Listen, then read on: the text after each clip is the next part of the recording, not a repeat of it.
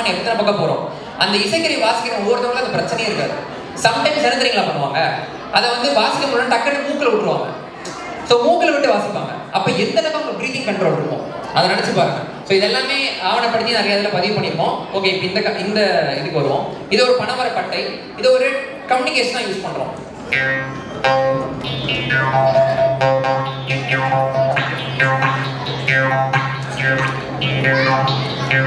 Same அதே sound தான், but மெட்டலை விட இதுதான் வந்து ஆரம்பத்தில் நம்மளோட முன்னோர்கள் பயன்படுத்துகிற இசைக்கருவி.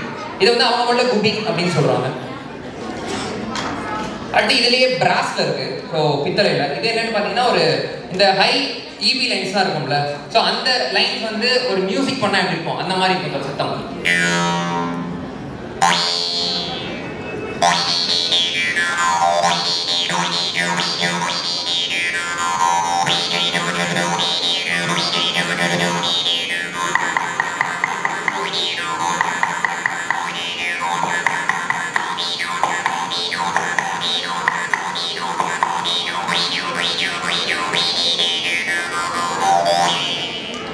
இந்த மாதிரி இருக்கும் ஒரு சத்தம். இது ரொம்ப அமேசிங்கான சவுண்ட்.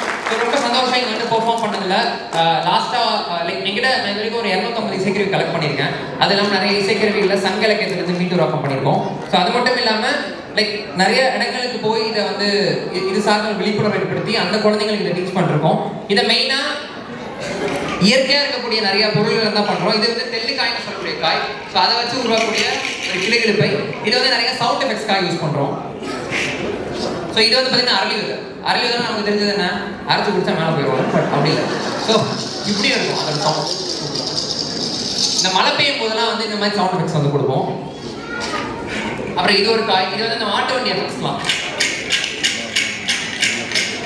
ஸோ மோஸ்ட்லி நிறைய படத்தில் நான் ஒர்க் பண்ணியிருக்கேன். ஜிப்சி, சில்லுக்கருப்பட்டி, பொன்னியின் செல்வன், இந்த மாதிரி நிறைய இடத்துல நான் வந்து சவுண்ட் எஃபெக்ட்ஸ் பண்ணுவேன். ஸோ இதெல்லாம் இடி இடிக்கிறதுக்காக யூஸ் பண்ணுவோம்.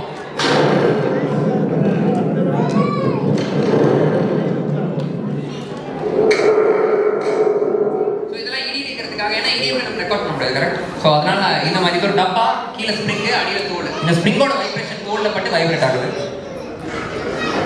ஸோ இந்த மாதிரி நிறைய இன்ஸ்ட்ருமெண்ட் வந்து இருக்கு. பட் நேரம் கருதி நான் இப்போ முடிச்சிடறேன். வாங்கி மாட்டேன். லாஸ்ட்டாக ஒரே ஒரு இசைக்கருவி. ஸோ எல்லாருமே ஃப்ளூட் கேள்விப்பட்டிருப்பீங்க. ஃப்ளூட் அப்படின்னா இது எல்லாத்துக்குமே தெரியும்.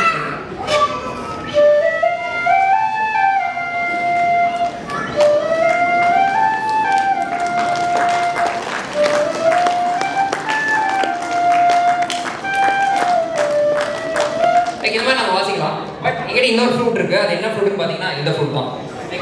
இது வந்து மரத்தடியே இருக்கு. ஸோ இது வந்து மூக்கில் வாசிக்கணும். நம்மளோட சொன்ன மாதிரி மூக்கில் தான் நம்ம இந்த ப்ரீத்திங் வாசிக்கணும். எப்படின்னா இப்படி தான் வாசிக்கணும்.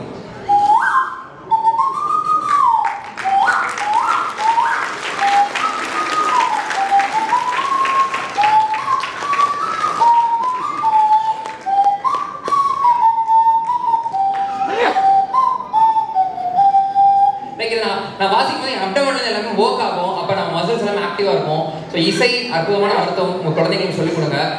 எனக்கு இங்கே ஒரு வாய்ப்பை கொடுத்த சுந்தரமூர்த்தி அண்ணாக்கும், தாயார் கட்டளை, அப்புறம் உங்கள் எல்லாத்துக்கும் ரொம்ப